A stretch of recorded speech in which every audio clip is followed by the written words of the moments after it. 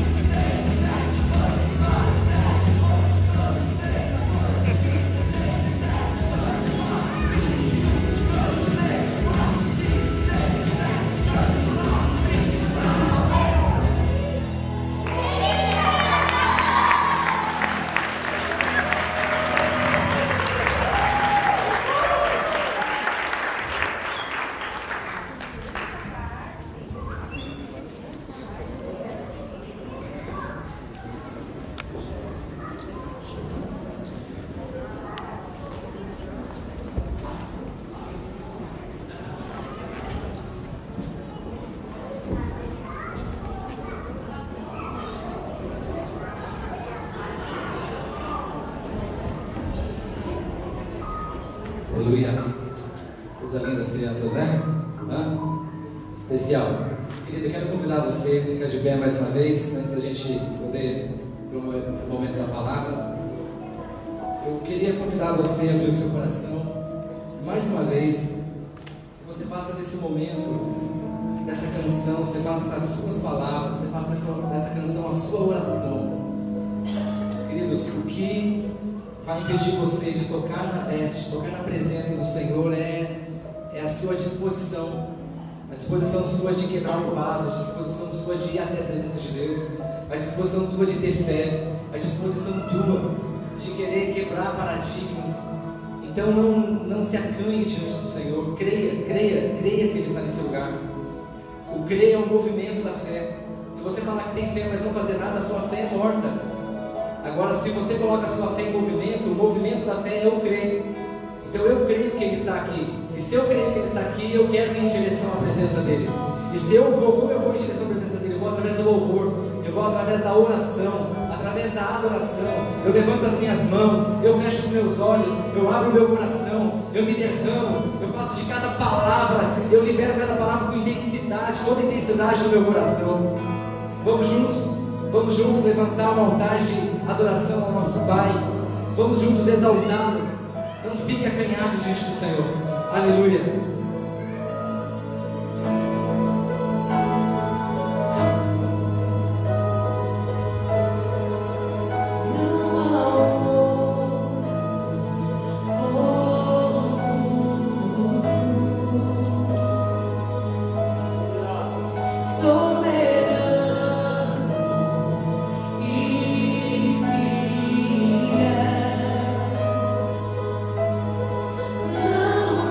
Oh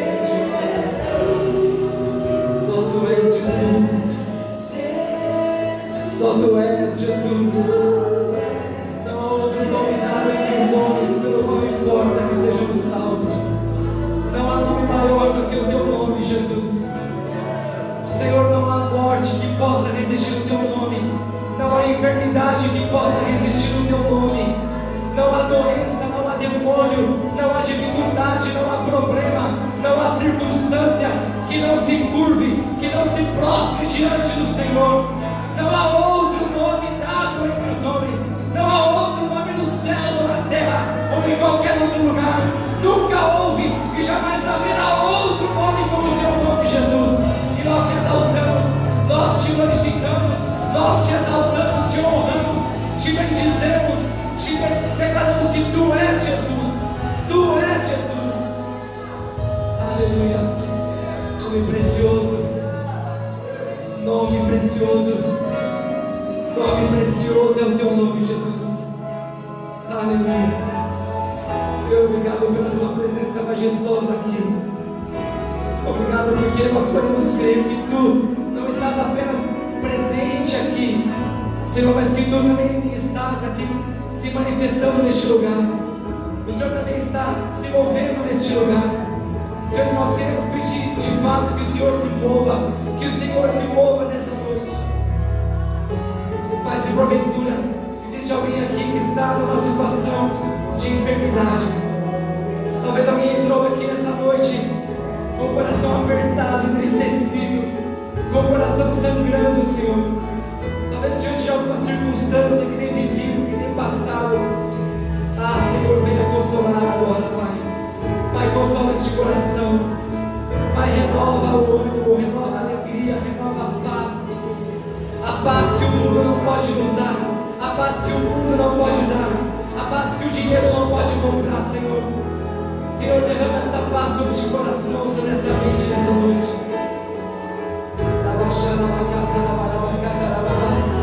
Se você ora em línguas, querido, comece a orar em línguas. Deixa o Espírito Santo fluir. Deixa o Espírito Santo fluir. O Espírito Santo é o Consolador. Ele é o nosso amigo. Ele é o nosso amigo verdadeiro. Ah, Espírito Santo sopra.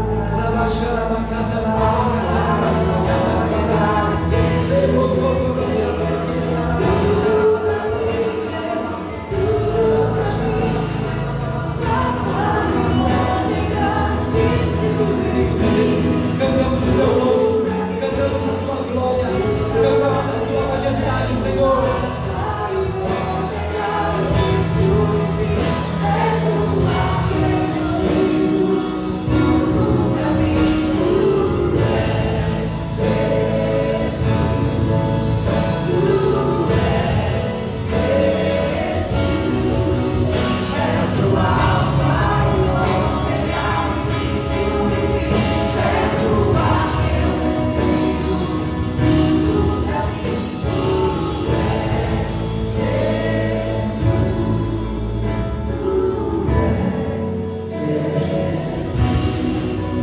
Depositar tudo nessa noite aos teus pés, Senhor. Depositar, Senhor, o nosso coração aos teus pés. Aquilo que talvez esteja ocupando o teu lugar em nós. Aquilo que talvez esteja ocupando os nossos pensamentos demasiadamente. Senhor, aquilo que tem gerado ansiedade nos nossos corações. Nós queremos nesta noite colocar tudo aos teus pés. Senhor, nós queremos nos esvaziar de nós mesmos. Senhor, se porventura, Senhor, existe alguém que está cheio, farto de tantas coisas, tantos pensamentos, querido, eu convido você nessa noite a depositar tudo aos pés da cruz. Sim, Pai, nós depositamos a nossa vida, depositamos, Pai, a nossa confiança no Senhor. Ah, Senhor, nós declaramos que a nossa confiança está em Ti, a nossa confiança não está no governo, a nossa confiança não está no dinheiro, a nossa confiança não está, Senhor, no nosso emprego. A nossa confiança não está no nosso patrão, não está nos nossos clientes. Senhor, a nossa confiança não está na economia, a nossa confiança não está no pastor, mas a nossa confiança está em Ti, Jesus. Ah, nós confiamos em Ti, Senhor. Ah, Pai, obrigado, Senhor, pela Tua presença.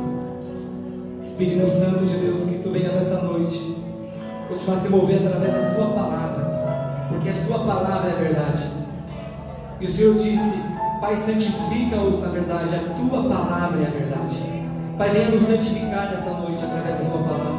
Pai, venha nos limpar com a Tua palavra nessa noite. Pai, venha, Pai, expandir a nossa visão acerca da Tua vontade. Fala conosco, Pai. Nós queremos ser edificados, ó Deus, pela Tua palavra. Edifica-nos, Deus. Senhor, abençoe cada um que aqui está. E aqueles que também não puderam vir, Deus, alcança com graça e com favor, Pai, em nome do teu Filho Jesus nós oramos. Amém. Amém, queridos? Glória a Deus. Olha para o teu irmão, dá um abraço nele, dá um sorriso. Fala para ele não te atrapalhar no momento da mensagem. Pode se sentar, por gentileza.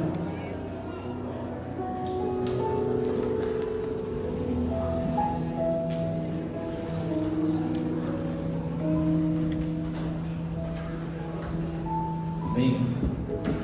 Graças a Deus. Nosso pastor está viajando, eu vi a mamãe dele. Tem muita gente que também deve estar com a sua mãe nesse dia. Então por isso o culto está mais vaziozinho. De pessoas, mas cheio da presença de Deus. Amém? Queridos, tenho a alegria e a satisfação de ministrar a palavra no teu coração nessa noite. E eu quero falar de algo que para mim tem sido central, já tem alguns meses, pelo menos uns 4 ou 5 meses, eu tenho construído essa palavra, Deus tem construído essa palavra no meu espírito. E parece que eu passo o dia, eu vou dormir, eu acordo pensando nessa palavra. Porque parece que Deus tem expandido meu entendimento com relação ao que eu vou falar com você. E eu tenho conseguido entender, pela graça e misericórdia de Deus, um pouco mais esse assunto, indo um pouquinho mais fundo nesse assunto. E Deus está me dando coisas novas que eu tenho alegria de poder compartilhar com você, porque eu creio que esse assunto ele é de vital importância para a igreja, seja na igreja brasileira, seja na igreja mundial, porque nós percebemos quanto a igreja, ela no século XXI, nos últimos anos, ela se tornou, infelizmente, palco de muitas coisas, né? Palco de escândalos, palco de um circo, palco de tantas coisas que muitas vezes não reflete nem um pouco a natureza e o caráter de Deus. Mas graças a Deus que existe um remanescente. Existem aqueles que não se curvaram diante de Baal, existem aqueles que não se prostraram diante de Baal, diante de tantos modismos. E o que eu quero é trazer uma palavra ao teu coração que venha te edificar. Então, se você tem o hábito de anotar, se quiser anotar essa mensagem, eu quero falar sobre fundamentos de uma igreja relevante. Fundamentos de uma igreja relevante. Amém? Você já percebeu, você deve ter percebido com certeza, assim como eu, que nos últimos 10 anos a nossa vida, ela mudou completamente. Por causa, principalmente, da evolução tecnológica. Você conseguiu perceber isso? Né? A tecnologia, ela mudou o nosso estilo de vida, a nossa maneira de nos relacionarmos com as pessoas, a nossa maneira de enxergar o mundo, de enxergar a política, a nossa maneira de ver todas as coisas. E a tecnologia, ela conseguiu nos integrar e nos fazer mais próximos um do outro, mesmo estando distante, talvez no outro país. Quem diria que você ia pegar um celular?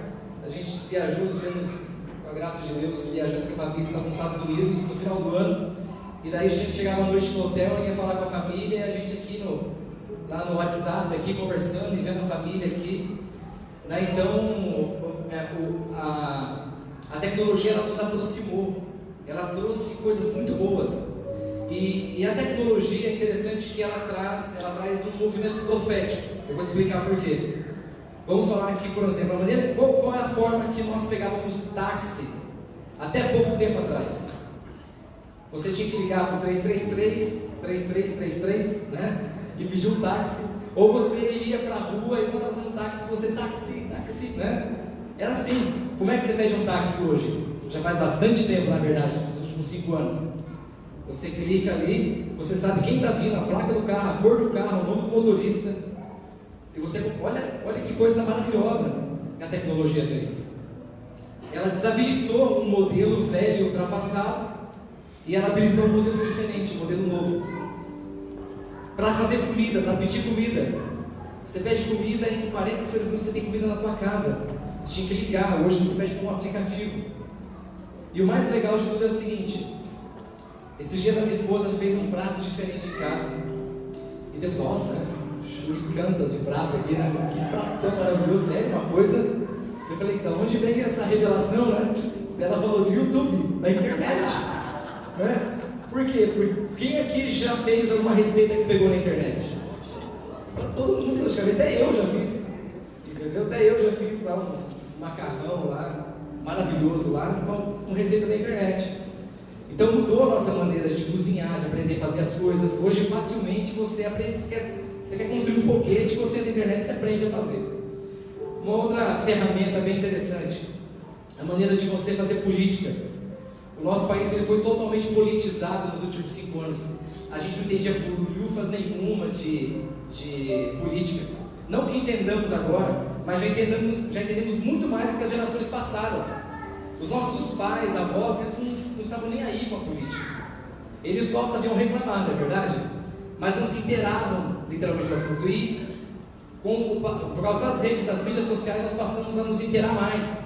Nós passamos a ser um país politizado nos últimos 5 anos. Nós hoje conseguimos falar sobre política, debater, ainda que seja num nível, né, ainda juvenil. Mas a gente estamos mais assíduos, estamos acompanhando o que está acontecendo. A maneira de você ler um jornal, difícil você ver hoje em dia o cara da moto de manhã jogando jornal na casa do vizinho ali. Por quê? Porque hoje você acessa tudo aqui, as informações, né? A maneira de você fazer um retrato e pôr na parede, né? Por quê? Você não revela mais foto. Dificilmente a Kelly ainda é uma remanescente dessa época, porque ela fala, temos que revelar essa, porque ela ainda quer revelar as fotos para os quadrinhos. Mas hoje você arquiva, está tudo ali, está na nuvem e vai embora. E também você pode ver o modelo de videolocadora, né? A Netflix quebrou as locadoras.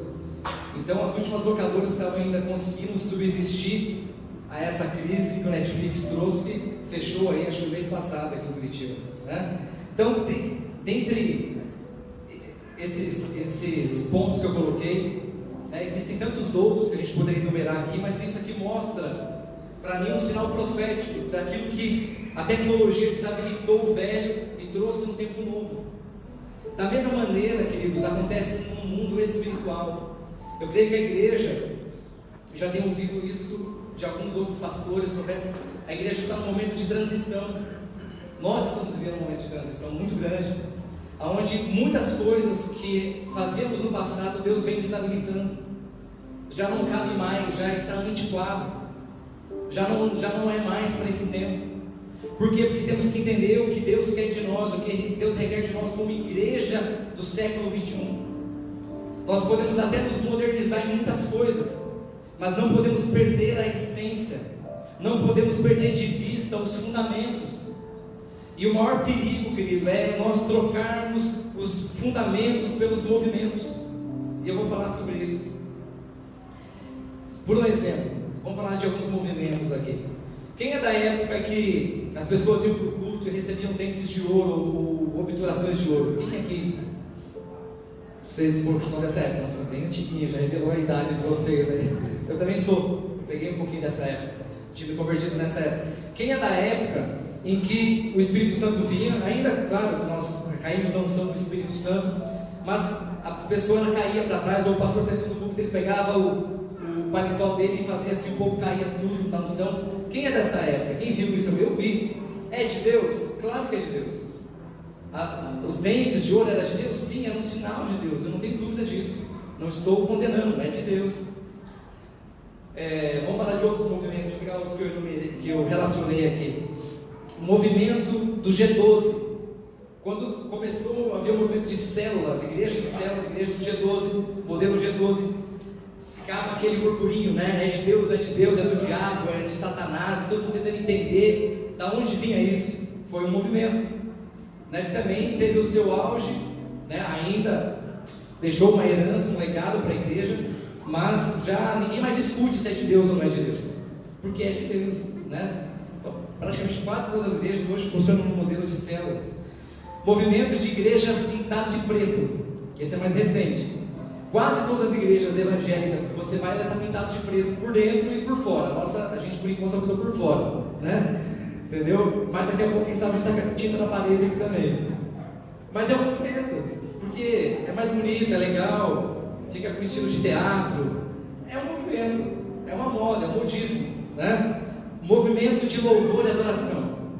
Esse aqui é que eu gosto mais. Porque se você olhar hoje, vou falar por mim, claro, né? Eu vou falar aquilo que eu penso. Que o movimento, antigamente existia muita celebração nos cultos. Nos cultos havia muitos louvores de celebração, onde o povo celebrava, dançava, a gente fazia tremer o chão. Hoje a gente começa já o louvor no romântico e terminamos no romântico, né? A gente já começa, fogo nunca dorme, fogo nunca apaga, e a gente termina assim também, né? Tá uma coisa mais light, uma coisa mais suave, né? Então a gente tem pouca celebração nos cultos. Porém, nesse caso especificamente, eu creio que esse movimento, agora que está vendo que é só um movimento de músicas mais light, uma coisa mais apaixonada, canções mais profundas, né? Eu creio que é de Deus isso. Não estou dizendo que não é de Deus. Quem sou eu para dizer que não é de Deus? Mas nós não podemos perder os fundamentos. Por um exemplo, a palavra, se pegar os salmos, nós temos sempre tantos salmos na Bíblia. A maioria deles são músicas. E uma grande parte diz: celebrai com júbilo ao Senhor, celebrai todos os moradores da terra, batem palma aos povos, né? Então a Bíblia fala sobre celebrar. O povo de Deus é um povo de celebração, o povo de Deus é um povo alegre. Amém? Se você pegar o povo judeu e você vê o culto deles a Deus, é só dança e festa. No entanto que, se você pegar as festas no Velho Testamento na Bíblia, todas as festas, o nome já diz festas, por quê? Porque eram festas que duravam uma semana, 2 semanas. Tinha a festa das cabanas, tinha a festa enfim, várias festas que me fugiu da cabeça aqui, mas todas elas eram festas com um cunho de celebração. Então nós não podemos fazer do movimento um fim. E a igreja ela tem feito dos movimentos um fim. Por isso que muitos movimentos perderam a sua essência. Por isso que muitos movimentos eles vieram e se foram. Porque os movimentos sempre vão vir e eles vão sempre transicionar. Sempre vai haver um movimento novo. Sempre vai ter um movimento diferente. Agora, se a igreja estiver estabelecida apenas em movimentos, a igreja ela não vai conseguir cumprir o seu chamado, o seu propósito na terra. Ela vai tardar a vinda de Jesus. Ela vai tardar a vinda de um avivamento verdadeiro e genuíno.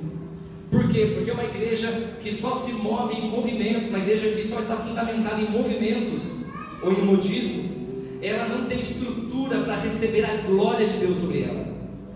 Ela não consegue suportar o peso da glória. E se a glória vier sobre a igreja sem bases, sem alicerces, sem fundamentos, o que acontece? A glória vai nos matar. Porque a glória de Deus mata, querido. Assim aconteceu no Velho Testamento. Uzá foi tentar segurar a arca e aconteceu com ele, morreu fulminado na hora. Amém? Por quê? Porque Davi, eles não sabiam quais eram os fundamentos, como eles deveriam se mover naquele tempo. Ele teve que buscar as escrituras, como eles deveriam trazer a glória, trazer a arca de Deus. Então, uma igreja que hoje, no século 21, se ela não estiver bem alicerçada com os fundamentos corretos, ela não vai trazer o avivamento verdadeiro. O que aconteceu com os discípulos? Depois de 3 anos sendo discipulados por Jesus, Jesus falou assim: olha, não se aparte de Jerusalém, até que venha sobre vocês a promessa. Até que venha sobre vocês, não se aparte. E os discípulos ali em oração, o que aconteceu? Veio sobre eles a glória de Deus. O Espírito de Deus veio e encheu toda a casa. E houve sobre eles línguas repartidas como de fogo. E a partir dali explodiu um avivamento, que somos fruto desse avivamento até hoje. Somos fruto desse avivamento genuíno, verdadeiro e consistente. Esse avivamento que converteu Paulo, que era um perseguidor da igreja, e fez dele um homem tal que praticamente quase todo o Novo Testamento foi ele quem teve uma revelação e escreveu.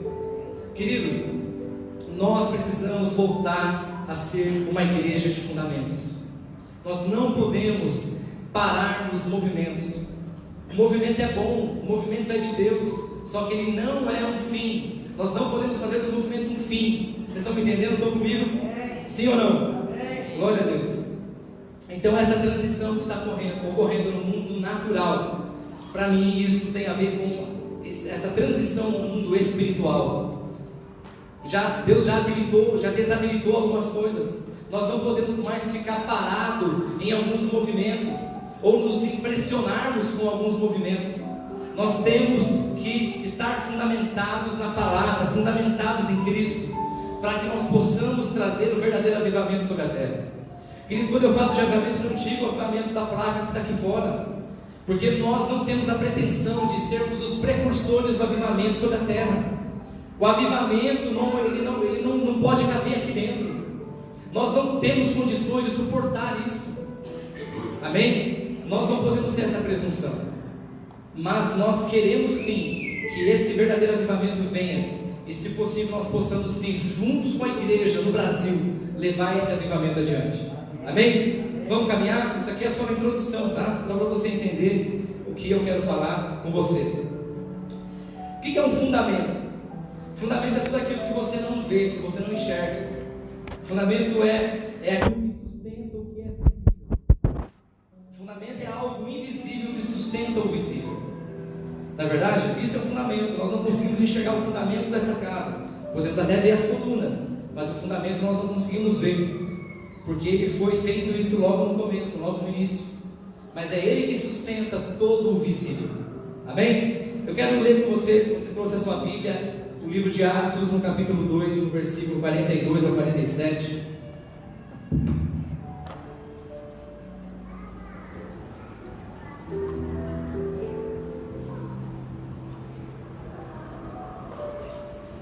Queridos, eu não sei quanto esse tipo de palavra empolga você, mas eu me empolgo com essas palavras. Eu me empolgo porque Deus nos traz para o centro da vontade dele. Deus vem alinhar o nosso coração. Amém? Então talvez você goste mais de uma palavra mais motivacional, que você vai sair feliz, e é bom uma palavra que te motive e que te levante, mas a minha palavra aqui é para te alinhar. Amém? É para que você possa entender o que de fato você está fazendo sobre essa terra. Amém, queridos? Então Atos 2, 42 e 47, vamos lá, diz assim: eles se dedicavam, eles quem? Os apóstolos. Após o Pentecostes, eles se dedicavam ao ensino dos apóstolos, tá? Ou algumas traduções diz a doutrina dos apóstolos, e a comunhão, ao partir do pão e as orações. Todos estavam cheios de temor, e muitas maravilhas e sinais eram feitos pelos apóstolos. Os que criam mantinham-se unidos e tinham tudo em comum. Vendendo suas propriedades e bens, distribuíam a cada um conforme a sua necessidade. Todos os dias continuavam a reunir-se no pátio do templo, partiam o pão em suas casas e juntos participavam das refeições com alegria e sinceridade de coração, louvando a Deus e tendo a simpatia de todo o povo, e o Senhor lhes acrescentava diariamente os que iam sendo salvos. Coloca só o versículo 42 aí, por favor, por gentileza. Então eles se dedicavam ao ensino dos apóstolos. Fala comigo: ensino dos apóstolos, comunhão, partir do pão, orações. Aqui nós temos 4 fundamentos básicos, querido. 4 fundamentos básicos para a igreja. E eu quero hoje trabalhar esses 4 fundamentos com você. Amém? Então coloca o cinto aí, vamos juntos. Vamos ler também Efésios 2, do 19 ao 22, por favor.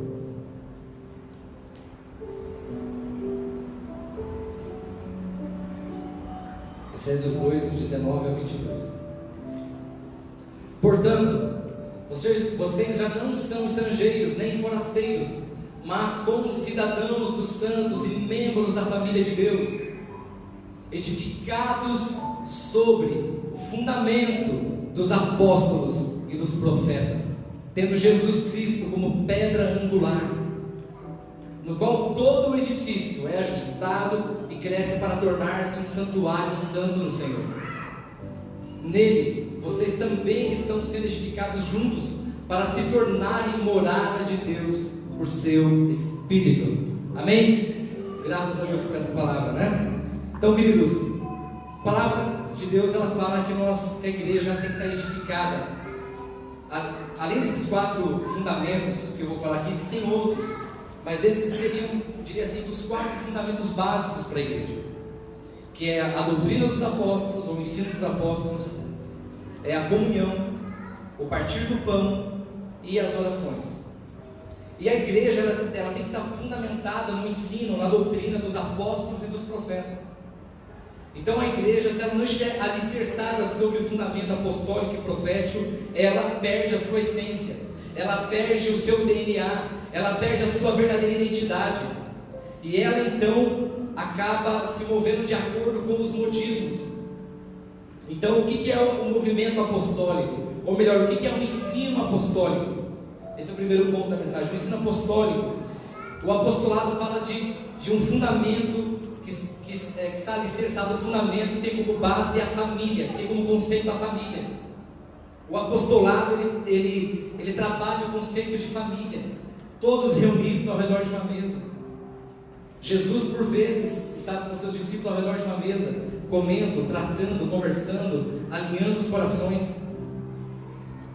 Então o movimento apostólico, ele trabalha o conceito de família. Amém? Então nós somos uma família de muitos irmãos semelhantes a Jesus. Esse é o desejo do coração do nosso Pai, ter uma família de muitos filhos semelhantes a Jesus. Esse é o conceito apostólico, é trabalhar a família, é trabalhar o corpo como uma família, a igreja como uma família. Queridos, quem aqui já construiu alguma casa, um prédio, alguma coisa na vida? Quem trabalha com construção, conhece? Alguém mais? Bem, está construindo agora inclusive, né? Quem já teve a oportunidade de trabalhar? Se você perguntar para qualquer construtor, e eu acredito que você não precisa nem perguntar, porque eu acho que se eu te fizer essa pergunta, você vai saber me responder. Qual é a parte de uma construção mais importante? Seu alicerce, é a sua fundação, é o seu fundamento. Então, não precisa nem ser muito inteligente para descobrir isso. E quais são os erros quando alguém vai construir uma casa, um prédio como esse daqui? Quais são os erros básicos que as pessoas cometem? Eu estava, semana passada, peguei um jornalzinho e tinha lá os erros básicos que as pessoas cometem numa construção. Um engenheiro escreveu: o primeiro erro que as pessoas cometem ao começar uma construção é a falta de planejamento. As pessoas não planejam as variáveis que podem acontecer no meio de uma construção. Alguém se acidentar, um problema no governo, aumentou demais o preço do cimento, coisas variáveis, né? Variáveis de uma construção, então a falta de um planejamento.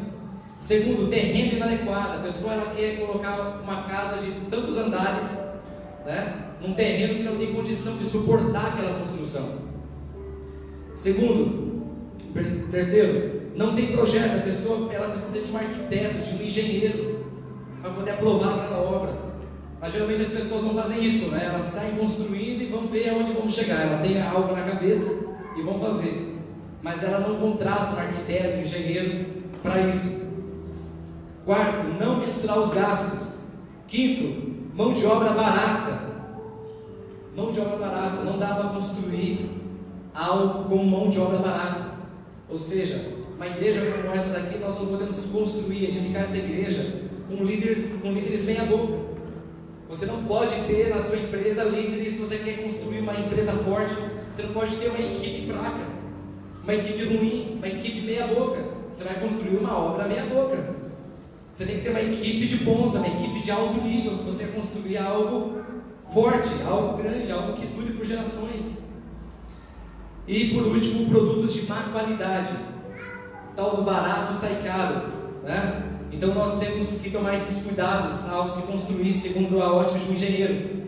E tudo isso ele pode comprometer uma obra e fazer com que ela não alcance o seu propósito. Então, te faço uma pergunta: qual é a diferença entre se edificar e se construir? Alguém pode me responder? Alguém sabe me dizer a diferença de edificar e de construir? Parece ser a mesma coisa, né? Edificar e construir, mas na verdade tem uma diferença. A edificação, edificar é você levantar uma construção de acordo com a estrutura pré-estabelecida. De acordo com a estrutura pré-estabelecida, isso é edificar. Você vai levantar essa construção de acordo com o fundamento dela. É o fundamento que vai trazer a direção de como essa obra vai ser construída, vai ser edificada. E construir é a ação de construir em si, é o ato de se construir, de implantar uma ideia, um projeto. E para se construir é necessário você ter um projeto, uma planta, não é verdade? Você precisa ter uma planta, um projeto. Da mesma maneira, queridos, quando Deus começou o projeto dele aqui na terra, Deus não começou isso por começar. Deus tinha um plano, Deus tinha um propósito, Deus tinha um projeto para toda a humanidade. Deus tinha um propósito de trazer o seu governo sobre a terra. Mas o pecado impediu que isso acontecesse. O pecado impediu que essa obra fosse avante.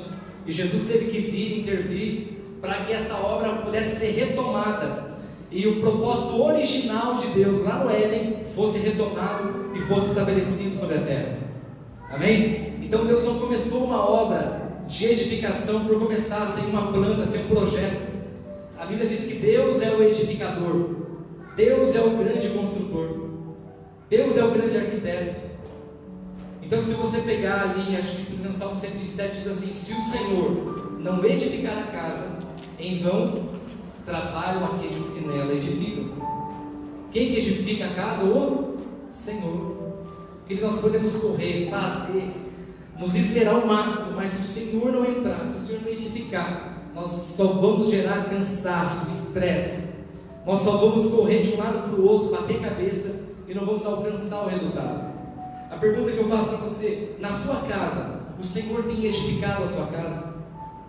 Na sua empresa, Deus ele tem vindo, você tem dado espaço para Deus edificar a sua empresa? Na sua igreja, onde você congrega, se você não congrega aqui, como é que é isso? Se o Senhor não edificar a casa, em vão trabalham aqueles que nela edificam. Amém? Vocês estão comigo? Estão me entendendo? Eu sei que a minha palavra é um pouco mais de ensino, mas é ensino mesmo, não tem pra onde fugir.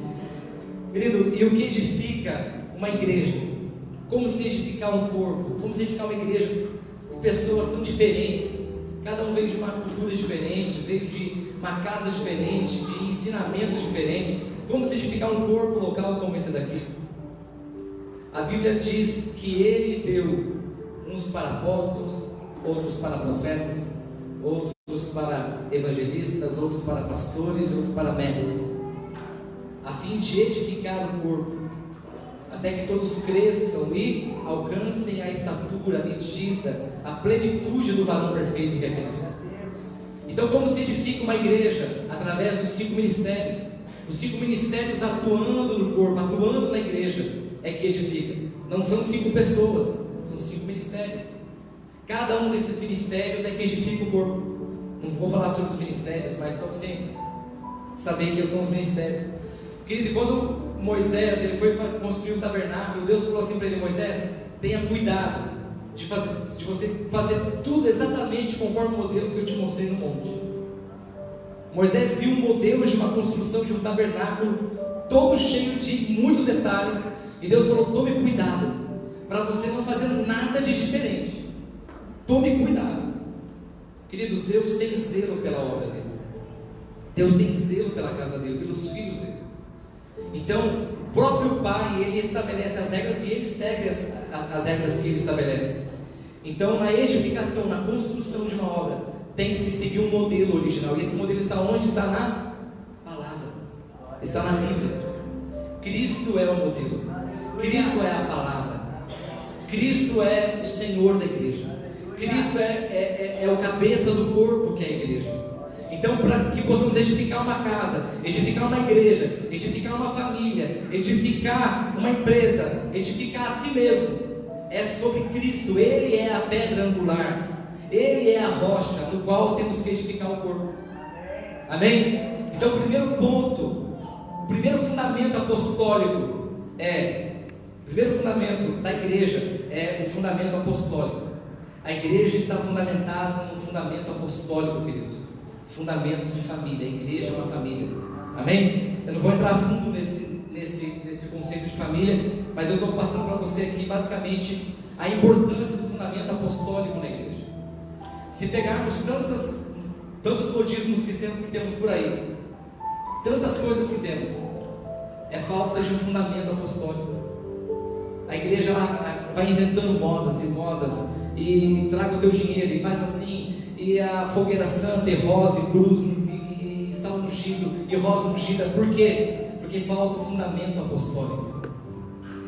Eli, coloca para mim, por favor, a primeira imagem número 1 lá. Olha aqui comigo que show de construção construída com o fundamento apostólico. Olha aqui.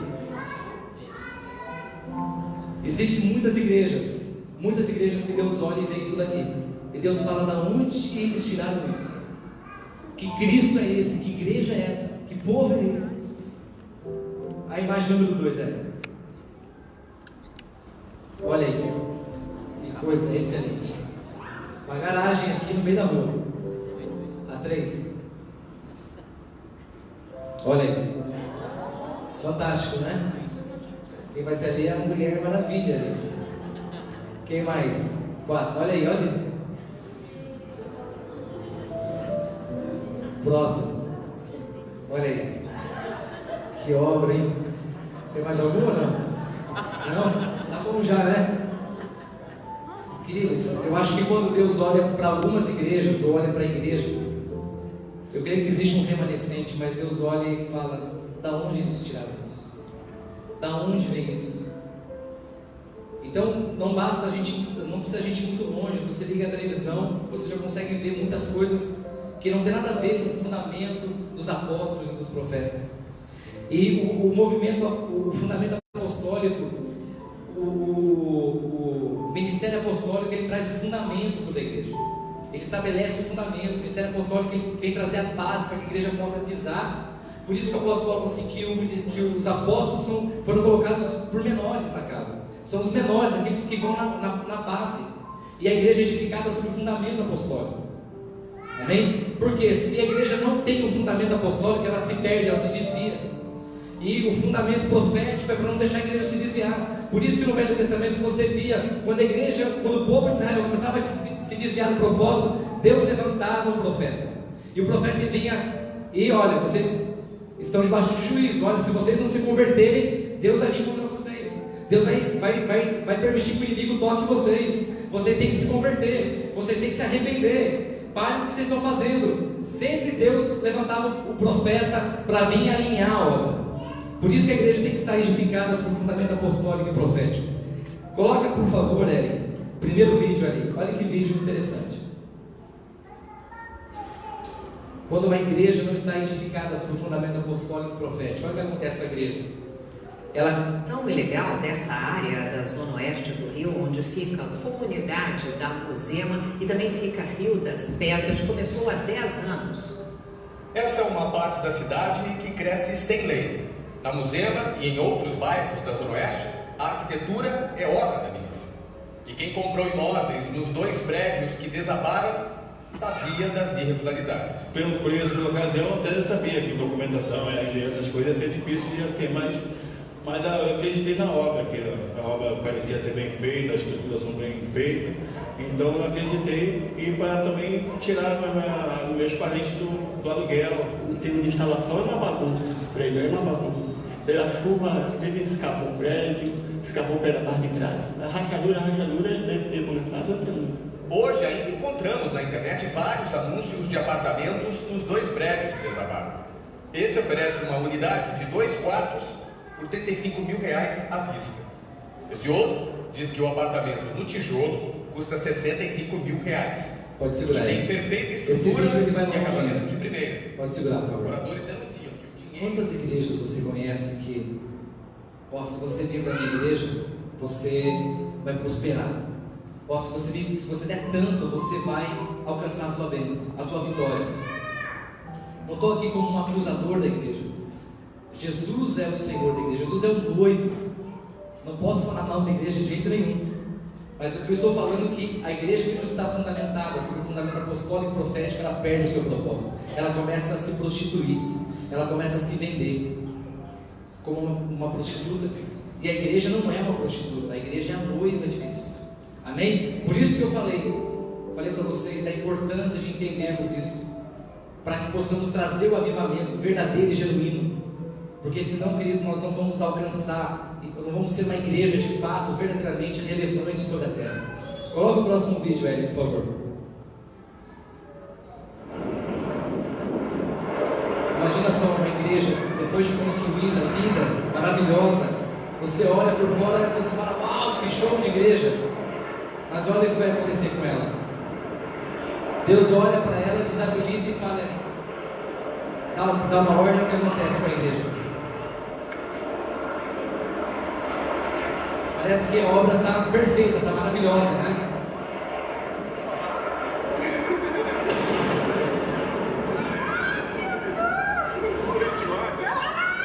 É isso que acontece. Quando não existe fundamento, Deus vem e desabilita. Amém? Quando os fundamentos não são bons, a obra é reprovada. Coloca o próximo vídeo, por favor. Olha esse daí que interessante. Olha que prédio lindo.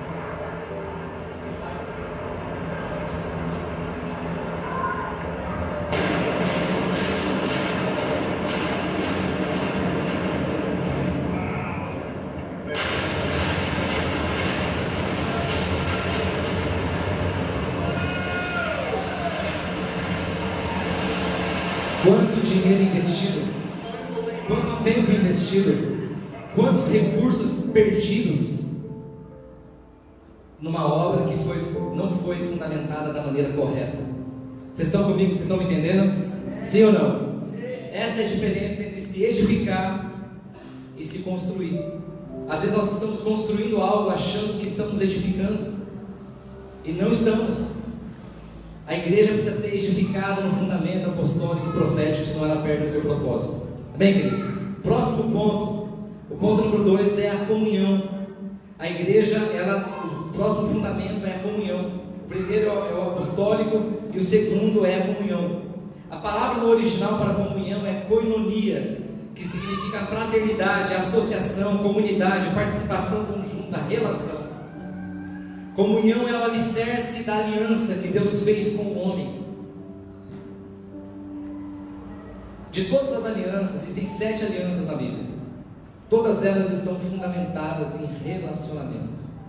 Não existe aliança sem relacionamento. Amém? A aliança nossa com Cristo, o fundamento dela é o relacionamento. Por isso que a comunhão é tão importante. Por isso que a mesa é tão importante. Por isso que Jesus sempre estava à mesa com as pessoas, comendo, conversando. A comunhão, a koinonia é fraternidade, é amizade, é relacionamento, irmãos. Alianças, se você for estudar as alianças, você vê que todas elas são fundamentadas em relacionamento. Relacionamento. A aliança ela não está firmada em afetos, está firmada em convicção. Por que está firmado em convicção? Se você pegar a palavra que Deus deu para Noé, Deus aparece a Noé e falou: Noé, vem para cá. É o seguinte, eu tenho um plano, vai chover, nunca havia chovido, mas eu preciso que você construa uma arca. Vai ser assim, assim, assim o meu plano. Você topa? Ele falou: eu topo. Então tá bom, a gente volta a se falar mais para frente. 100 anos depois, Noé levou 100 anos para construir a arca, que choveu. O que fez Noé permanecer firme na aliança dele, no propósito dele por 100 anos, o que foi? Foi a convicção de que Deus havia falado com ele e de que ele estava no caminho certo. Não foi o Valdemar, queridão, ó, levanta a cabeça, Deus está com você, eu estou com você, vai lá, entendeu? Ó, os animais vão vir, fica tranquilo, vai chover. Deus não vinha aqui, passava a mão no Valdemar, afagando o ego do Valdemar. O Valdemar, Noé estava firmado numa convicção. Por isso que se chama aliança noaica. É uma das alianças que Deus fez com o homem. Ela está firmada em convicção e não em afeto. Se nós confundirmos e misturarmos, acharmos que a aliança é afeto, nós podemos sair do propósito de Deus. Então, a aliança não está firmada em afeto. Claro que, se ela tiver o afeto junto, melhor ainda, fica mais gostoso o negócio, né? Mas a aliança, querido, não está firmada em convicção. Pega, por exemplo, o exemplo de Abraão. Deus aparece para Abraão e aparecia para Abraão a cada 5, 10 anos. O que fez Abraão permanecer na promessa? Convicção. Quando Deus fala quando Jesus disse para os apóstolos que ele ia morrer, ia passar por tudo aquilo, que eles iam ser perseguidos, tal. O que fez eles permanecerem firmes foi o quê? Convicção. A aliança está baseada em convicção. E se você não souber, se você não saber um pouco de aliança, você vai se desviar fácil da fé. E muitos de nós não conseguimos nos relacionar com Deus porque nós não entendemos o conceito de aliança com Deus. Eu digo por mim mesmo, quantas vezes, eu até falei no meu grupo essa semana, eu sofri, no meu relacionamento eu não conseguia desenvolver um relacionamento de comunhão com Deus. Eu não conseguia entrar na presença de Deus, eu não conseguia nem mesmo orar. Parecia que Deus não estava me ouvindo, parecia que Deus estava muito longe, porque eu não entendia o conceito de aliança. Eu achava que eu tinha que fazer alguma coisa para me merecer. Se eu fizesse tudo certinho aquela semana, parecia que, Deus está fazendo assim para mim, parabéns para você. Mas na verdade, queridos, não importa o que eu faça, o amor dele por mim não muda. É claro que, como eu quero agradá-lo, eu vou andar de acordo com a lei dele, com o mandamento dele. O povo de Israel por 40 anos não conseguiu agradar a Deus no deserto. Por quê? Porque eles tentaram agradar a Deus por leis e regras e mandamentos. Eles não entenderam a fé de Abraão. Eles não entenderam a aliança que Deus havia feito com Abraão. Abraão tinha sido justificado pela fé.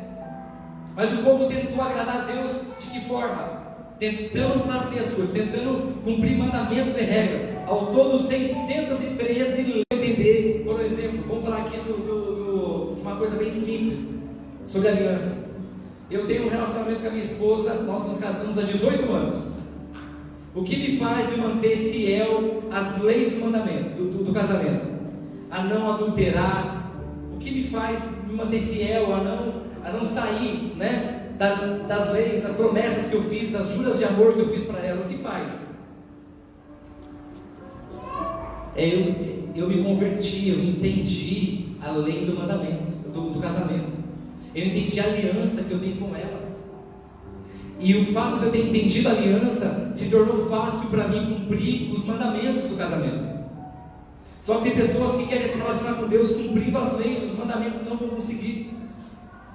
Agora, se você entender a aliança que você tem com Deus, vai ficar fácil você seguir os mandamentos dele. Vai ficar fácil você se afastar do mal. Vai ficar fácil você não se corromper. Ambientes onde a rigidez é muito forte, é porque ela é fraca de relacionamento. Se você trabalha numa empresa onde o ambiente é muito rígido, é porque é fraco de relacionamento. Se a igreja que você congrega é muito forte, as regras, é porque o relacionamento é muito fraco. Amém? Se numa casa, numa família, as regras são muito rígidas, é porque é fraco de relacionamento, querido. É fraco de mesa. E nós temos que resgatar o fundamento da comunhão. Nós temos que voltar a resgatar a koinonia. Você está me entendendo? Então a koinonia, a comunhão é muito importante. É o segundo fundamento apostólico, é esse.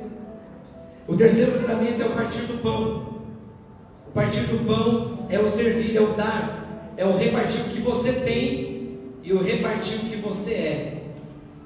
Jesus, ele deu o que ele tinha e se deu a si mesmo por nós. A pergunta que eu te faço: você tem se dado? Você tem se dado a outras pessoas? Você tem dado o seu tempo para servir outras pessoas? Você tem dado dos seus recursos financeiros, daquilo que Deus tem te abençoado? Você tem repartido o que Deus tem te dado? Ou você tem só acumulado? O partir do pão é um outro fundamento. Jesus é o pão vivo que foi partido por nós, em favor de nós, ele se deu por nós. E a igreja que caminha no fundamento dos apóstolos é aquela que conhece a realidade da sua rua, do seu bairro, da sua cidade. Ela reparte o que ela tem. Então nós estamos aqui nesse local há um ano. Nós já fizemos algumas pequenas mudanças aqui, estéticas, na nossa rua aqui. Mas precisamos entender a realidade, É redundante. Temos que entender a realidade da nossa região. Entender qual é o principado que atua nessa região, a potestade que atua aqui, como o inimigo tem atuado na vida dos jovens. A gente tem que entender para a gente poder, como igreja, ir nos inserir ali, entrar ali e fazer diferença ali. Então, o partir do pão é muito importante. Nós temos que repartir o pão com os de dentro e com os de fora. Com os de dentro e com os de fora. Jesus, ele nunca construiu nada. Jesus nunca construiu nada, irmãos. Não é interessante isso? Jesus nunca construiu nada. O que Jesus construiu? Nada. Ele nunca se preocupou em construir coisas, mas em edificar pessoas. No entanto, que ele nasceu numa manjedoura emprestada e foi sepultado num túmulo emprestado. Jesus se preocupou durante 3 anos em edificar homens e mulheres que trouxeram o maior impacto que a terra já teve, um grande avivamento. Se nós não formos edificados, nós não conseguiremos suportar um avivamento genuíno e verdadeiro que Deus quer trazer sobre a terra. Vocês estão me entendendo? Por isso a importância de edificarmos uns aos outros, de você edificar o seu irmão, de você se dar pelo seu irmão, a importância de nos edificarmos como o corpo de Cristo, a importância dessa casa aqui, nessa região, nesse lugar. Se essa casa aqui, que é tão novinha, essa igreja é tão novinha aqui, mas se ela não for edificada no fundamento apostólico e profético, ela não vai conseguir alcançar a plenitude do propósito que Deus planejou para esse lugar, para essa casa. Amém? E por último, irmãos, as orações. A oração é o outro fundamento da igreja primitiva. Foi através das orações dos santos que o Pentecoste veio. Todos estavam reunidos no mesmo lugar, orando, e o que aconteceu? Veio sobre eles o Espírito Santo. Abra comigo ali Atos 12:5. Atos 12:5. Olha que interessante isso daqui. Esse é o último fundamento que eu quero falar nessa noite, é as orações. Atos 12:5. Se você trouxe a sua Bíblia e quiser abrir. Pedro então ficou detido na prisão, mas a igreja orava intensamente a Deus por ele. Próximo. Na noite anterior ao dia em que Herodes iria submetê-lo a julgamento, Pedro estava dormindo entre 2 soldados, preso com 2 algemas, e sentinelas montavam guarda à entrada do cárcere. Repentinamente apareceu um anjo do Senhor, e uma luz brilhou na cela. Ele tocou do lado de Pedro e o acordou. Depressa, levante-se, disse ele. Então as algemas caíram dos punhos de Pedro. O anjo lhe disse: vista-se e calce as sandálias. E Pedro assim fez. Disse-lhe ainda o anjo: põe a capa e siga-me. E saindo Pedro seguiu, não sabendo que era real o que se fazia por meio do anjo. Tudo lhe parecia uma visão. O próximo. Passaram a primeira e a segunda guarda e chegaram ao portão de ferro que dava para a cidade. Este se abriu por si mesmo para eles e passaram. Tendo saído, caminharam ao longo de uma rua e de repente o anjo deixou. Então Pedro caiu em si e disse: agora sei, sem nenhuma dúvida, que o Senhor enviou o seu anjo e me libertou das mãos de Herodes e de tudo o que o povo judeu esperava. Percebendo isso, ele se dirigiu à casa de Maria, mãe de João, também chamado Marcos, onde muita gente se havia reunido e estava orando, queridos. Olha o que a oração faz. A oração é a argamassa da construção. É a oração que mantém a obra firme, que mantém a obra ligada uns aos outros, que mantém todas as pedras dessa obra, porque a obra de Deus não é construída com tijolos, porque tijolo é tudo igual, nós não somos iguais, são com pedras, é diferente. Então a oração é a argamassa que nos mantém unidos um ao outro. Olha a importância da oração na igreja primitiva. Os nossos pais na fé nos deixaram esse legado da oração, e nós temos que exercer a oração. Nós temos que fazer da oração um prazer. Querido, se relacionar com o Pai tem que ser um prazer, não pode ser um peso. Eu sempre vi a oração como um peso, sempre achei chato e monótono a oração, até que Deus começou a me despertar para a oração de uma maneira diferente. Eu entrar na presença de Deus como filho, não mais como escravo, não mais como servo que está devendo alguma coisa, mas eu entro com liberdade na presença do meu Pai. Às vezes eu digo para Deus: Deus, que bom estar aqui. Eu passei anos, querido, muitos anos, eu não conseguia orar, não conseguia falar com Deus. Mas depois que eu entendi a minha filiação, a paternidade de Deus se tornou tão gostoso. É tão bom orar, é tão bom chegar na presença de Deus. E eu sei que tudo que Satanás faz conosco é nos impedir de orar. O dia é tão corrido, a gente faz tantas coisas, chega no final do dia você está cansado. Quando você vê, você está sem ânimo para orar. Por isso que a minha estratégia é orar de manhã.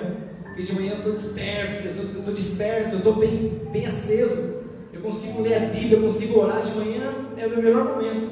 Às vezes é à noite para você, o meu melhor momento é à noite ou à tarde, quem pode. Mas não deixe de orar.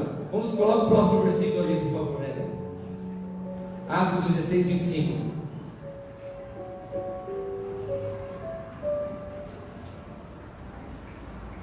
Por volta da meia-noite, Paulo e Silas estavam orando e cantando hinos a Deus. Os outros presos o ouviam, eles estavam presos. Paulo e Silas, o apóstolo Paulo. Por volta da meia-noite, Paulo e Silas... passa, gente. De repente houve um terremoto tão violento. Gente, que tremendo isso. Houve um terremoto tão violento que os alicerces da prisão foram abalados. Imediatamente todas as portas se abriram e as correntes de todos se soltaram. Eles foram livres. Quando você está orando, quando você está adorando, querido, é um legado. A oração é um legado, é um fundamento apostólico. Nós não podemos abandonar a oração. A igreja que ora, querido, é a igreja que vai trazer o avivamento sobre a terra. Diga amém, o povo da intercessão. Né? Glória a Deus. Temos que orar por um avivamento. Temos que orar para que Deus expanda a nossa visão. Sem oração não há avivamento. E eu quero finalizar essa mensagem te perguntando: que tipo de igreja você tem sido? Que tipo de igreja nós temos sido? Nós temos sido uma igreja de fundamentos ou de movimentos? Qual tipo de igreja nós temos sido? Nós gostamos mais do oba-oba? Gostamos mais dos movimentos? Ou gostamos mais do fundamento? Na verdade, as duas coisas são boas, mas não podemos nos mover sem que haja fundamentos, porque senão o movimento perde o seu propósito. Amém? E no Pentecostes a glória de Deus veio sobre toda aquela casa, porque eles estavam edificados. Só por isso, queridos, Jesus passou 3 anos edificando aquela obra, 3 anos edificando pessoas, e eles estavam prontos para receber a glória de Deus. Nós temos que construir esse lugar, uma igreja relevante. Uma igreja relevante. 4 fundamentos: ensino dos apóstolos e profetas, comunhão, coinonia, o partir do pão e oração. 4 fundamentos básicos para que a igreja não perca a sua essência, para que a igreja não saia do seu propósito original. Amém? Senão o que nós vamos fazer aqui é apenas barulho. E vai chegar um momento em que essa obra pode ser desabilitada por Deus. E vai acontecer que nem aquelas construções, elas vão ruir de cima para baixo. Então não importa quantas pessoas nós temos aqui nessa noite, o importa é o tamanho do fogo que existe dentro de você. O importa é o quanto você quer Deus. O importa é em quais bases você está fundamentada a sua fé. É isso que importa. O resto é resto, irmão. O que vai manter você firme nos momentos de angústia, nos momentos de tribulação, de aflição, não é palavras motivacionais. O que vai te manter firme é a sua aliança que você tem com Deus. É você saber que o seu Redentor vive. É você saber que Ele está vivo. É você saber que Ele ressuscitou. É isso que vai te manter firme nos momentos de angústia. Por isso que há tantos fracos e doentes, e até mesmo alguns que dormem no nosso meio, a Bíblia diz, porque eles não discerniram o que? O corpo de Cristo. Nós estamos falando aqui de corpo. Se nós não discernirmos o corpo, os fundamentos da igreja, muitos vão ficar fracos, doentes, outros podem até dormir, tanto morrer espiritualmente quanto estar dormindo. E não é isso que Deus quer para nós, queridos. Deus quer uma igreja pujante, uma igreja forte, uma igreja vibrante, irmãos. É isso que Deus quer de nós. uma igreja que ora, que quando nos reunimos nesse lugar, nós levantamos o fogo neste lugar. Não importa se estamos em 100, 500 ou 10, o fogo está dentro de nós. Nós levantamos o altar, nós adoramos com toda intensidade, porque estamos firmados sobre Cristo, que é a rocha eterna. Nós não estamos firmados em coisas que vão fazer bem para a nossa alma. A nossa alma, irmão, é prostituta. A sua alma, agora você passa uma faca nela, também daqui a pouco ela já está querendo pecado de novo. A nossa alma não vai se converter. Ela pode ser curada de muitas coisas, muitos traumas, mas ela jamais vai se converter.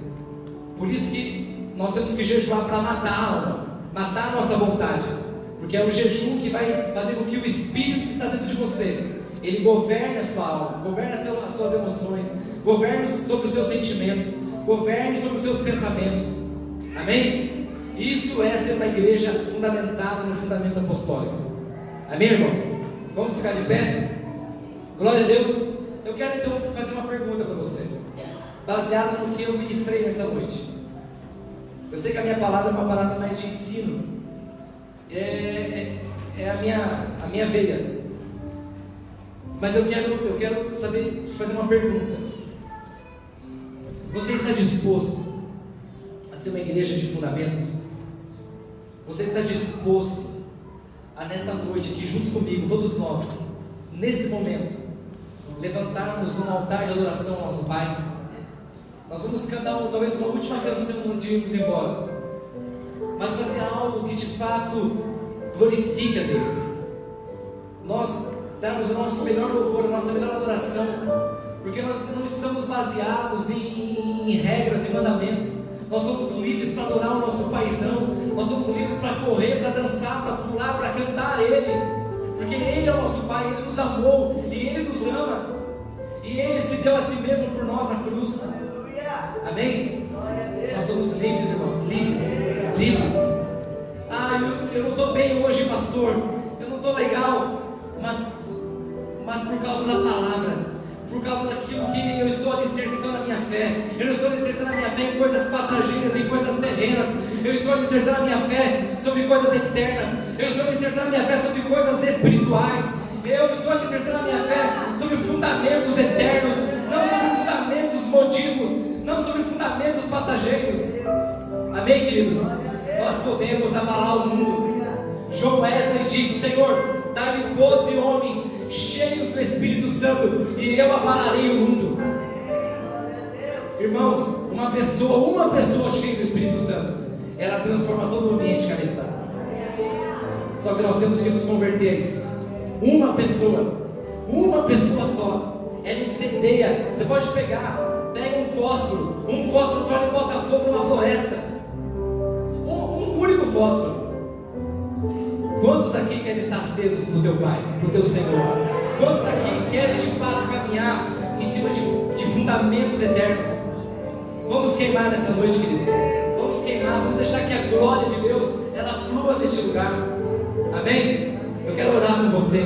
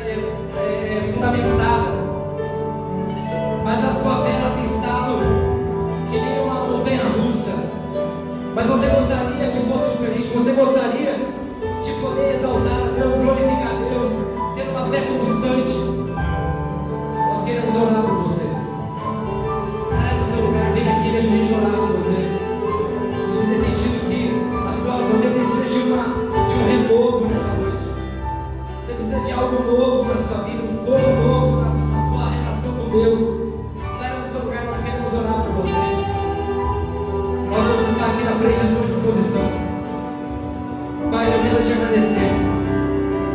Te agradecer porque nós temos a Tua palavra que nos guia, a Tua palavra que nos direciona. E eu peço, Deus, que o Senhor nos ajude a sermos uma igreja relevante nesses dias. Pai, nos livre de cairmos no engano de falsos profetas, engano de falsas doutrinas, de homens e de demônios. Pai, nos livre de cairmos no engano de falsos apóstolos.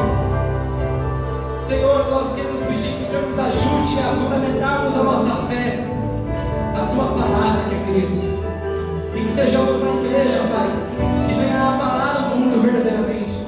Que venhamos ser uma igreja que cumpre o Seu chamado, o Seu propósito eterno aqui na terra. Senhor, eu peço que o Senhor derrame uma bênção especial sobre cada um que está aqui. Pai, que nesta semana ainda, Senhor, Pai, aquele que necessita de um toque do Senhor, necessita de um milagre do Senhor, que o Senhor esteja, Pai, liberando esse milagre.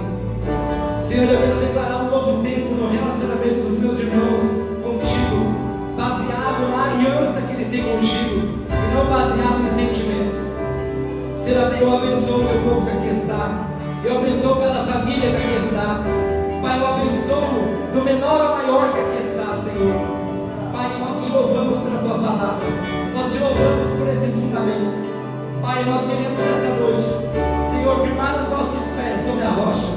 Pai, firma os nossos pés sobre a rocha que é Cristo. Pai, coloque esses fundamentos em nosso espírito, para que não venhamos nos corromper, mas venhamos permanecer fiéis até o fim, Pai, à Tua palavra e ao Senhor, em nome de Jesus. Amém.